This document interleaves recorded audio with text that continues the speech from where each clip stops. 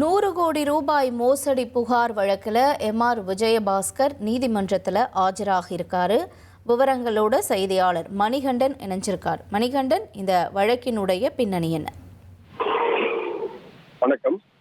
கரூர் மாவட்டம் வாங்கல் குப்சிபாளையத்தைச் சேர்ந்த பிரகாஷ் என்பவருக்கு சொந்தமான 22 ஏக்கர் நிலத்தை போலி ஆவணங்களை வைத்து மோசடியாக பதிவு செய்ததாக தொடரப்பட்ட வழக்கில் அந்த புகாரின் பேரில் கரூர் சார் பதிவாளர் அளித்த புகாரின் காரணமாக பதிவு செய்யப்பட்ட வழக்கானது சிபிசிஐடி காவல்துறையினர் வசம் ஒப்படைக்கப்பட்டு அந்த விசாரணையானது தொடர்ந்து நடைபெற்று வருகிறது. எம்.ஆர். விஜயபாஸ்கர் மீது ஏற்கனவே பிரகாஷ் அளித்திருந்த புகாரின் பேரில் கொலை மிரட்டல், ஆள் கடத்தல் உள்ளிட்ட 6 பிரிவுகளின் கீழ் ஏற்கனவே வழக்கானதும் பதிவு செய்யப்பட்டுள்ளது. இந்த நிலையில் தான் இன்று கரூர் நீதிமன்றத்தில் இந்த நில மோசடி வழக்கு சம்பந்தமாக முன்னாள் அமைச்சர் எம்.ஆர். விஜயபாஸ்கர் ஆஜராகியுள்ளார்.